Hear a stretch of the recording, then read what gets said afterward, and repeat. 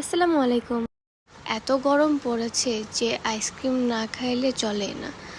তো বাইরের আইসক্রিমের থেকে বাসায় তৈরি করে আইসক্রিম খাওয়ার মজাটাই আলাদা। আজকে আপনাদেরকে তরমুজের আইসক্রিম বানানোর রেসিপি আপনাদের সাথে শেয়ার করব। তো চলুন দেখে নিই আমরা কিভাবে তরমুজের আইসক্রিম আজকে বানাবো।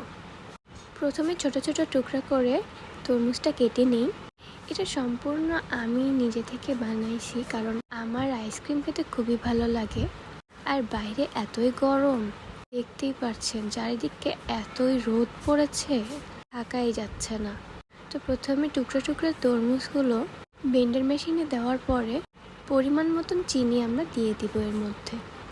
যার যতটুকু প্রয়োজন ততটুকু চিনি যেন সে নিয়ে নেয়। এরপর ব্লেন্ডার মেশিনটাকে অন করব আমরা। যতক্ষণ না এটা তৈরি হচ্ছে, যতক্ষণ না এটা ব্লেন্ড হচ্ছে ভালো মতন, প্রথমে মনে করেন একটা তরমুজের জুস বানাচ্ছি।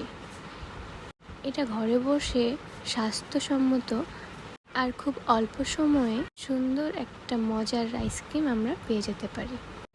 যতক্ষণ না ব্লেন্ড হচ্ছে ততক্ষণ ব্লেন্ড করতেই থাকতে হবে। একদম ব্লেন্ড না হওয়া পর্যন্ত কিন্তু এটা বের করা যাবে না।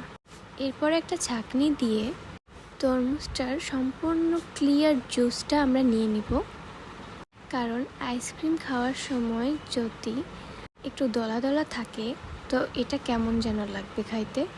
এই জন্য ফুললি ক্লিয়ার আমরা এটা করে নিব। এরপরে এর মধ্যে পাউডার দুধ মিশাই দিব। ভালো করে মেশানোর পরে দেখতে পাচ্ছেন এরকম কালার হয়ে যাবে, বলতে পারেন মোহাব্বতি শরবত।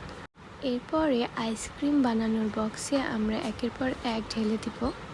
কালারটা কিন্তু খুবই সুন্দর আর পিঙ্ক কালার দেখতে পাচ্ছেন। বাসায় আমাদের অনেক বাচ্চা কাচ্চারা থাকে, তারা আইসক্রিমের জন্য অনেক জেদ করে, আমি অনেক জেদ ধরি।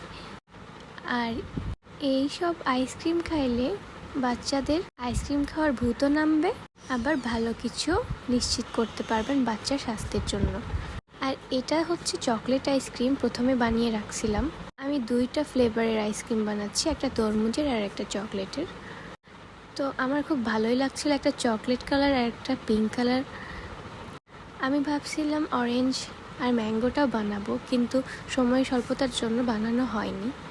আর এটা আমার প্রথম আইসক্রিম বানানোর ভিডিও, প্লাস আমি নিজেও প্রথম এরকম আইসক্রিম বানাচ্ছি, তাই এটা আমার জন্য অনেক স্পেশাল। ভাবলাম যে আমি একাই কেন এরকম আইসক্রিম বানিয়ে খাবো, তো আপনাদেরকেও এই আইসক্রিম বানানোর রেসিপিটা শেয়ার করি। একটার পর একটা মুখ ভালো করে লাগিয়ে দিলাম, কারণ ভুল করে যদি টেরা বেঁকা হয় তো আইসক্রিমটাও আমাদের টেরা বেঁকাই হবে। তো এটা আমরা শেষ করার পরে ফ্রিজে আমরা ঢুকিয়ে দিব।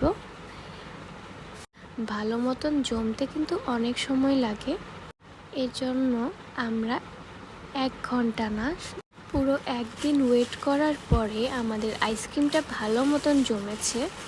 আর দেখতেই পাচ্ছেন কত সুন্দর লাগছে দেখতে, আর অনেক মজা হয়েছিল।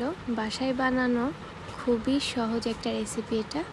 আপনারা চাইলে অনেক ফ্লেভার, অনেক ধরনের আইসক্রিম এরকম করে বানাইতে পারবেন। আর এটা একদম স্বাস্থ্যসম্মত হবে, কোনো ভেজাল ছাড়াই, কারণ এখন অনেক ভেজাল চলছে খাবারে। আজকের এই আইসক্রিম বানানোর ভিডিওটা কেমন লাগলো জানাবেন। ভালো থাকবেন সবাই।